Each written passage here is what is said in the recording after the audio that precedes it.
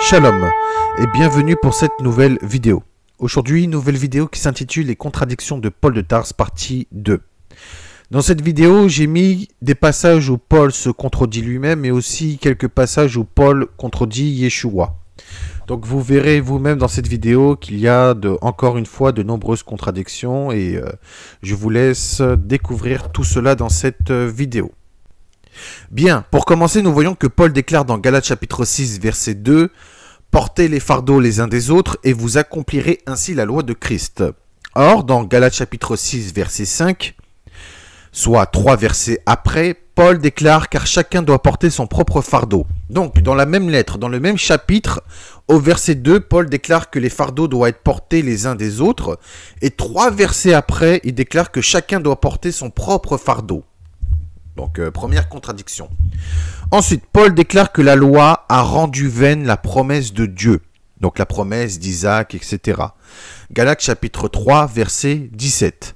Or, dans Galates chapitre 3, verset 21, soit quelques versets après, Paul déclare que la loi n'est pas contre la promesse de Dieu et n'a pas rendu vaine la promesse de Dieu. Donc, pareil, dans la même lettre, dans le même chapitre, au verset 17, Paul déclare que la loi a rendu vaine la promesse de Dieu. Et quelques versets après, Paul déclare que la loi n'est pas contre la promesse de Dieu et n'a pas rendu vaine la promesse de Dieu. Donc voilà. Bien, ensuite Paul dit que c'est uniquement par la foi que nous sommes enfants d'Abraham. Galates chapitre 3, verset 7. Or, Yeshua a dit que si vous étiez enfants d'Abraham, vous auriez fait les mêmes œuvres qu'Abraham. Jean chapitre 8, verset 39. Quelles sont les œuvres d'Abraham? C'est tout simplement la circoncision, Genèse chapitre 17, verset 9 à 14, et l'obéissance des commandements de Dieu. Genèse chapitre 26, verset 5, puisque l'Éternel a dit à Abraham, « Puisque tu as obéi à mes commandements, à mes préceptes, à mes ordres, à mes ordonnances. » Voilà, donc Abraham avait la foi et les œuvres. Donc, sauf que Paul a dit que nous sommes enfants d'Abraham uniquement par la foi. Ce que Yeshua a démenti, puisque Yeshua a dit que si nous étions enfants d'Abraham, nous aurions fait les mêmes œuvres d'Abraham. En plus, Jacques, frère de Yeshua, disait que Abraham fut justifié par la foi et par les œuvres. Jacques chapitre 2, versets 21 à 26. Donc, ceux qui sont enfants d'Abraham doivent faire les œuvres d'Abraham et en même temps avoir la foi. Jacques a été celui qui s'est le plus rapproché des véritables enseignements de Yeshua. Donc vous voyez, Paul a déclaré que c'est uniquement par la foi qu'on nous sommes enfants d'Abraham, mais Yeshua a dit que si nous sommes enfants d'Abraham, nous aurions fait les œuvres d'Abraham. Tout comme Jacques a dit que Abraham fut justifié par la foi et par les œuvres. Donc ceux qui sont enfants d'Abraham doivent avoir la foi et les œuvres d'Abraham. Bien. Ensuite, Paul déclare que ce sera uniquement par la foi, sans les œuvres, que nous serons justifiés. Romains chapitre 3, verset 28 et Romains chapitre 4, verset 5. Or, Yeshua a dit que ce sera par la foi que nous serons sauvés. Jean chapitre 3, verset 15 à 16. Jean chapitre 3, verset 36. Jean chapitre 6, verset 40. Et Jean chapitre 11, verset 25 à 26. Mais aussi par les œuvres que nous serons justifiés. Matthieu chapitre 19, verset 17. Jean chapitre 6, verset 28 à 29. Jean chapitre 8, verset 39. Et Jean chapitre 14, verset 15. En plus, Yeshua a dit dans Jean chapitre 14, verset 12, que celui qui croit en lui, donc celui qui croit en Yeshua, donc la foi, fera les mêmes œuvres que lui, donc fera les mêmes œuvres que Yeshua, donc les œuvres. Donc, celui qui croit en Yeshua doit avoir la foi et les œuvres. Or, Paul a dit que ce sera uniquement par la foi sans les œuvres. Yeshua a dit, si tu veux entrer dans la vie éternelle, observe les commandements. Si vous m'aimez, vous garderez mes commandements. tout comme j'ai gardé les commandements de mon Père, gardez mes commandements, donc les œuvres. Yeshua a bien dit que celui qui est sauvé fera la volonté du Père, donc les œuvres, et aura foi en lui et en Yeshua. Donc, Yeshua a dit que celui qui veut être sauvé doit avoir la foi et les œuvres en même temps, et non uniquement la foi. De même que Jacques a bien dit, Jacques, frère de Yeshua, que la foi sans les œuvres est morte. Tout comme un corps sans âme est mort, tout comme une foi sans les œuvres est morte. Voilà. Donc, même Jacques, frère de Yeshua, qui a été le plus rapproché des véritables enseignements de Yeshua, a dit qu'il n'y a pas de foi sans les œuvres, tout comme il n'y a pas d'œuvre sans la foi. Voilà. Donc, pour être sauvé, il faut faire les œuvres tout en ayant la foi. Or, Paul a bien dit que ce sera uniquement par la foi sans les œuvres. Donc, c'est pour ça qu'il y a de milliards de personnes qui disent « bah j'ai la foi, je ne fais rien, je serai sauvé après la mort ». Ben non, puisque Yeshua il a dit que ce ne seront pas ceux qui diront « Seigneur » qu'entreront tous dans le royaume des cieux, mais celui qui fera uniquement la volonté du Père qui sera sauvé. Donc l'obéissance des commandements, etc., la circoncision, etc., voilà. Donc, ensuite, Paul déclare que toute la loi s'accomplit en une seule parole, qui est « Tu aimeras ton prochain comme toi-même ». Galates chapitre 5, verset 14. Donc, toute la loi s'accomplit dans une seule parole, « Tu aimeras ton prochain comme toi-même ». Mais elle est où l'adoration de l'Éternel, notre Dieu, d'aimer notre Dieu de tout notre cœur, de toute notre âme, de tout notre pouvoir et de toute notre force? Il a oublié Paul. Si Paul aurait connu le Christ, il aurait connu la parole de Yeshua qui disait que la loi s'accomplit sur deux paroles et pas qu'en une seule. Puisque la première parole c'est « Tu aimeras le Seigneur ton Dieu de tout ton cœur, de toute ton âme et toute ta pensée, toute ta force ». Et ensuite la deuxième parole c'est « Tu aimeras ton prochain comme toi-même ». Matthieu chapitre 22 versets 36 à 40. Or, Paul a bien dit que la loi s'accomplit en une seule parole mais pas deux. Donc juste « Tu aimeras ton prochain comme toi-même ». Mais il n'inclut pas l'adoration de l'Éternel de tout notre cœur, de toute notre âme et de tout notre pouvoir. Donc, lui-même est en totale contradiction et lui-même est dans la faute que lui-même ne connaît pas la parole de Yeshua, puisque Yeshua il a dit que c'est uniquement par deux paroles et pas qu'une seule. Or, Paul a dit c'est uniquement en une seule parole. Vous voyez? Donc, Paul contredit Yeshua et les enseignements de l'Éternel également. Bien. Ensuite, Yeshua a dit « Heureux les doux, car ils hériteront de la terre ». Matthieu chapitre 5, verset 5. Alors que Paul mélange douceur et menace. Et oui, puisqu'il a dit dans 1 Corinthiens chapitre 4, verset 21, « Que voulez-vous que j'aille chez vous avec une verge ou avec un amour et dans un esprit de douceur ?» Donc vous voyez, Paul était à la fois menaçant et à la fois, entre guillemets, rempli de douceur, ce qui est faux.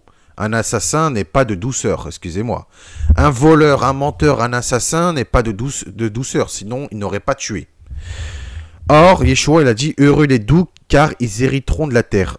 Paul est venu avec de la menace, puisqu'il a dit « Vous voulez que je vienne chez vous avec une verge pour vous fouetter, pour vous frapper, ou avec un amour et dans un esprit de douceur ». C'est voilà, donc on va pas chez les gens en les frappant. Voilà, ça prouve que Paul était lui aussi légaliste, qui voulait qu'on croie en sa parole, avec menace. Quelqu'un qui est doux ne tuera pas des pauvres innocents comme Étienne et les premiers croyants en Yeshua, et ne menacera pas de venir avec une verge pour fouetter, pour frapper, mélangé avec de la douceur et dans un esprit de douceur. Or, quelqu'un de violent n'a pas l'esprit de douceur. Voilà. Ensuite, Paul veut que tous prient en tout lieu, même au coin de rue, puisqu'il a dit prier en tout lieu. Donc c'est pour ça que on voit énormément de personnes qui prient dans les églises, dans les lieux publics, à la vue de tous. Hein? Même des chrétiens imitent des musulmans en se prosternant dans les rues. des catholiques surtout, que des personnes chantent publiquement et qui font des prières publiquement. Voilà, donc Paul veut que tous prient en tout lieu en levant les mains aux cieux. 1 Timothée chapitre 2 verset 8.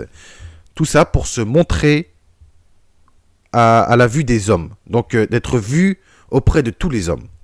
Or, Yeshua a dit de ne pas faire comme les hypocrites qui aiment prier debout dans les synagogues, même valable dans les églises, hein, et au coin de rue, donc en tout lieu, pour être vu des hommes, mais il faut prier dans le secret. Matthieu chapitre 6, versets 5 à 6. Donc, une personne doit prier dans le secret. La prière, c'est intime. C'est une relation entre Dieu et nous-mêmes. Personne ne doit savoir qu'est-ce que vous faites. Personne ne doit savoir que vous priez ou quoi que ce soit. Ça doit être secret et non publiquement. Paul voulait que tous prient publiquement, à la vue de tous. Or, Yeshua a bien dit de ne pas faire comme les hypocrites qui prient dans les coins de rue, qui vont dans les lieux de culte comme les synagogues, mais aussi dans les églises, etc., les mosquées. Hein, c'est valable aussi pour les mosquées et pour tout autre lieu de culte, hein, qui sont tout simplement à la vue de tous, et carrément dans n'importe quel lieu. Non, Yeshua l'a dit de ne pas faire ça. Il ne faut pas prier en tout lieu ou je ne sais quoi, mais dans le secret. Par exemple, si vous êtes à l'extérieur de votre domicile, priez dans un endroit secret où personne ne vous voit. C'est ce que Yeshua a dit. Que personne ne vous voit prier. Parce que ça ne regarde personne. Voilà. Vous devez prier dans le secret, comme Yeshua a dit. Et Dieu vous le rendra publiquement. Mais si vous priez dans le secret, Dieu sera là dans le secret. Voilà. Quand vous priez, comme Yeshua a dit, fermez les portes, fermez les fenêtres et priez dans le secret. Et non à la vue de tous. Or, Paul a bien dit que on doit prier à la vue de tous. Bien.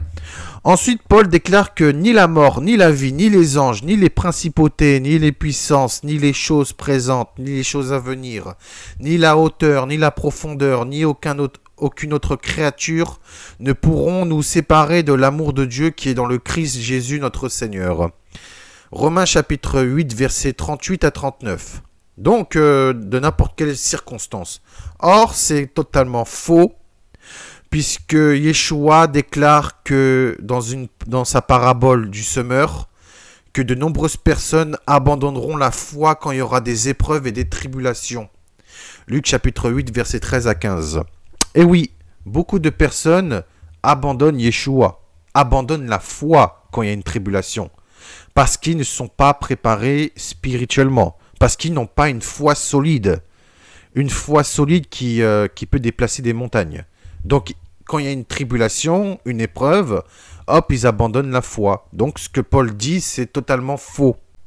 Même pour vous dire que de nombreuses personnes abandonnent la véritable foi pour aller vers des fausses doctrines, des sectes et des fausses religions créées par l'homme lui-même. Donc, vous voyez, c'est complètement faux ce que dit Paul. Beaucoup abandonnent la véritable foi, malheureusement. Bien.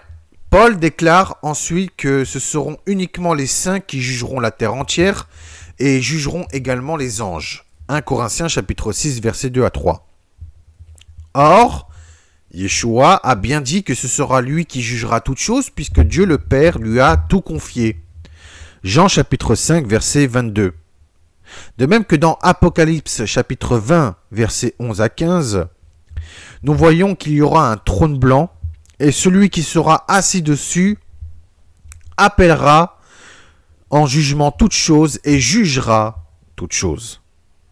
Donc Paul attribue le rôle de juge aux saints, puisque pour lui ce seront les saints qui jugeront la terre entière. Or, Yeshua a bien dit que Dieu le Père lui a tout confié et que ce sera lui qui jugera toutes choses. Donc vous voyez, ce qui est assez étonnant, c'est que Paul déclare que les saints jugeront également les anges. Alors, Paul n'a pas précisé si c'est les anges de Dieu ou les mauvais anges. Parce que si c'est les anges de Dieu, ce sera bizarre, non? Puisque les anges de Dieu ne se sont pas rebellés contre l'Éternel. Ceux qui se sont rebellés contre l'Éternel, c'est Lucifer et tous les anges qu'il a fait tomber avec lui lors de sa chute, qui sont devenus des anges déchus, des démons. Puisque nous voyons dans Apocalypse chapitre 12 verset 4 que le grand dragon rouge c'est Satan, donc Lucifer, a entraîné le tiers des étoiles du ciel sur terre. Il les a jetées sur terre.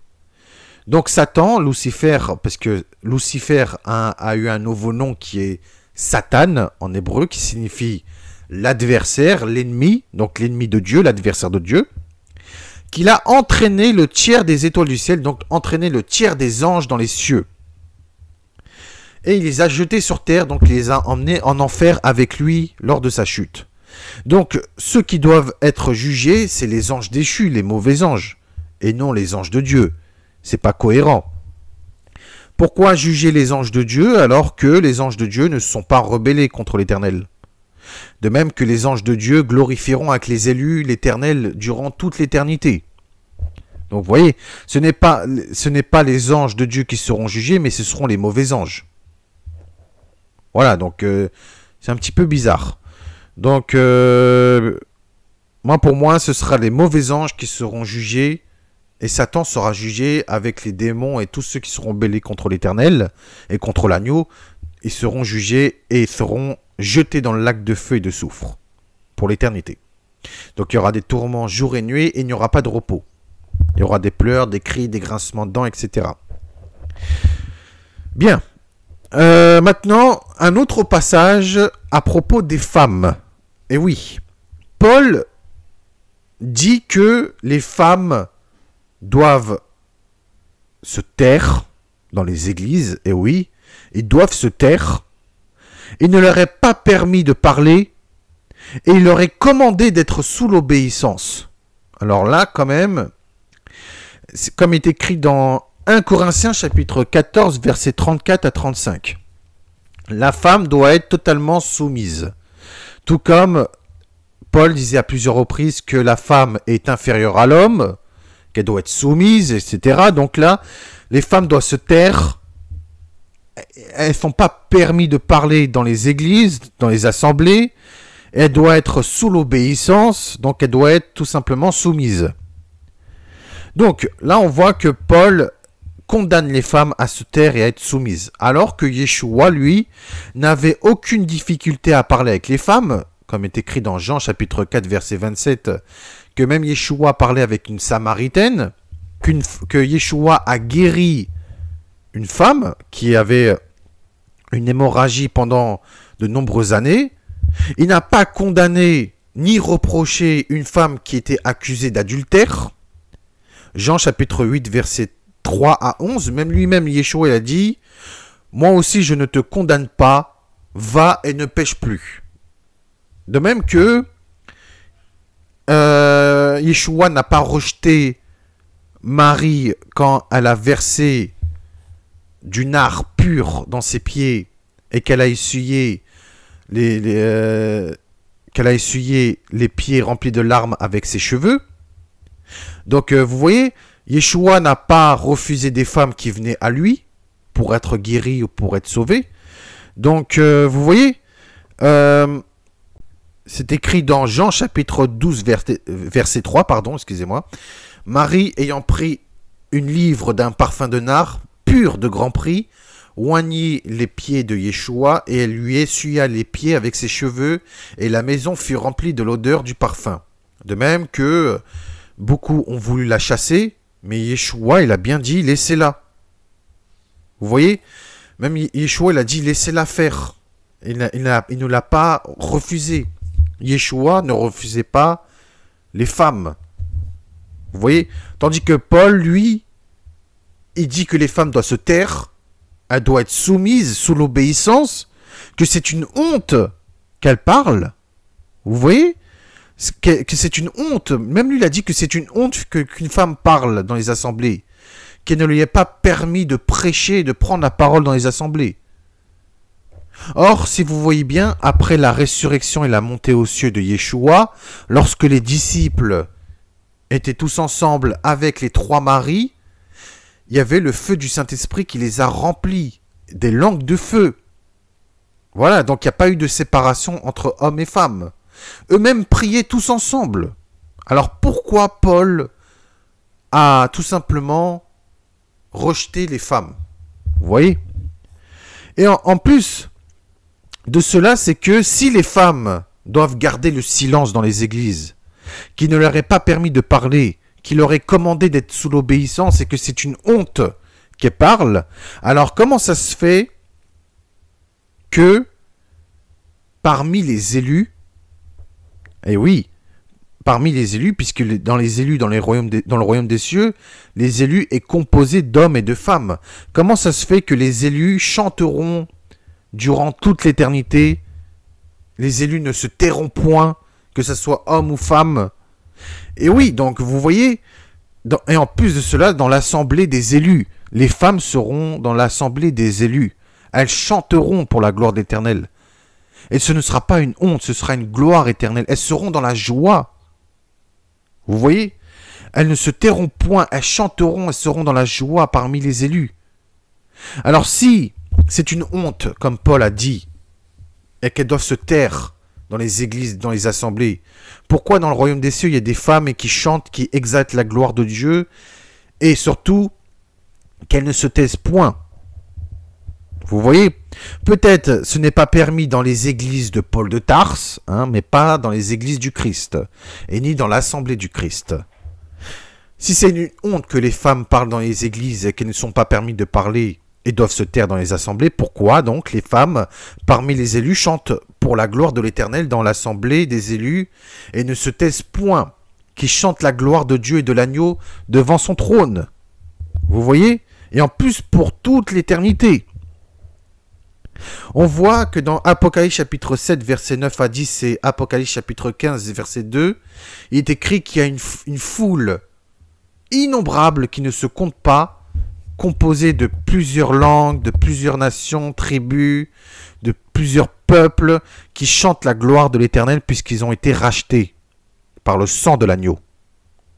Et il y a quoi parmi les élus? Des femmes qui chantent. Et oui.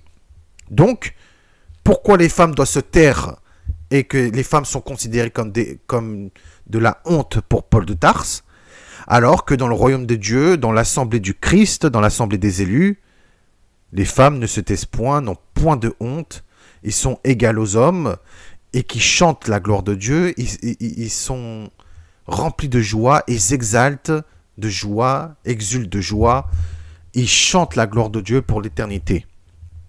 Vous voyez? Donc, peut-être les femmes se taisent dans les églises de Paul de Tarse, mais pas dans l'assemblée du Christ. Voilà. Donc, posez-vous les bonnes questions.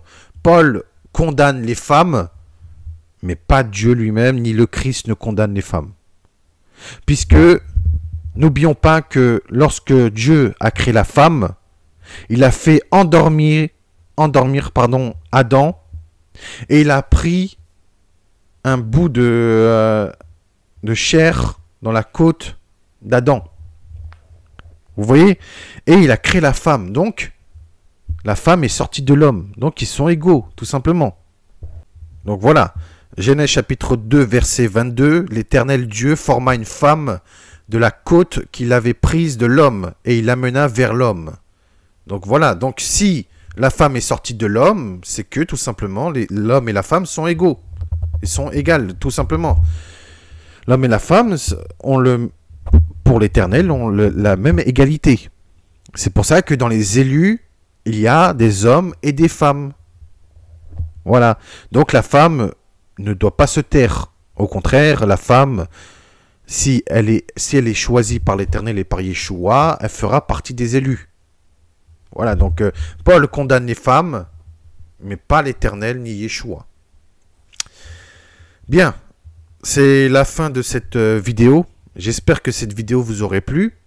Maintenant, j'espère que vous aussi, vous verrez un peu plus sur la réalité à propos de Paul de Tarse. Là, nous voyons à plusieurs reprises que Paul contredit non seulement les Écritures, il contredit l'Éternel lui-même, Yeshua, il contredit les enseignements de Yeshua, il contredit le Saint-Esprit, et il contredit ce que les prophètes ont dit également. C'est pour ça que Paul a eu de nombreux ennemis, puisqu'il contredisait tout le monde. Il tordait les Écritures. Là, on voit que, clairement, lui-même rejetait la femme. Alors que même les disciples de Yeshua acceptèrent les hommes et les femmes, et eux tous chantèrent la gloire de Dieu. Voilà, vous voyez. Donc même, il est écrit dans un accord commun, ils décidèrent tous de prier, que ce soit homme ou femme, comme est écrit dans Actes chapitre 1 verset 14, tous d'un commun accord persévéraient dans la prière avec les femmes et Marie, mère de Yeshua, et avec les frères de Yeshua. Donc, vous voyez, les disciples et Yeshua ne mettaient pas à part les femmes. Les femmes priaient dans les assemblées, les femmes parlaient. Ce n'était pas une honte, ce n'est pas une honte. Au contraire, c'est toujours de la joie d'avoir des femmes. Hommes et femmes qui ne font qu'un seul peuple, c'est une très grande joie. En plus, si vous savez, dans les assemblées, les hommes qui chantent et les femmes qui chantent, c'est en totale harmonie. Voilà, donc ça, Paul de Tarse, lui, il était légaliste. Hein, il faisait comme les pharisiens d'avant, qui séparaient les hommes et les femmes. Maintenant, à l'heure actuelle, ça existe toujours, hein, que les hommes et les femmes sont séparés. Or, dans l'Assemblée de Dieu, hommes et femmes sont mélangés et font qu'un seul peuple. Voilà, il n'y a pas de séparation. Voilà, donc ça c'est Paul de Tarse, lui aussi, qui a séparé hommes et femmes. Tout comme dans les autres religions à l'heure actuelle qui séparent les hommes et les femmes. Bien, shalom à tous et à toutes. Prenez soin de vous, que le Seigneur vous éclaire et que le Seigneur vous montre la vérité et le chemin à suivre, puisque c'est lui-même qui est le chemin, la vérité et la vie, que nul ne vient au Père que par lui seul. Que le Seigneur Yeshua vous fait montrer la vérité et vous montre le chemin à suivre. Shalom, merci.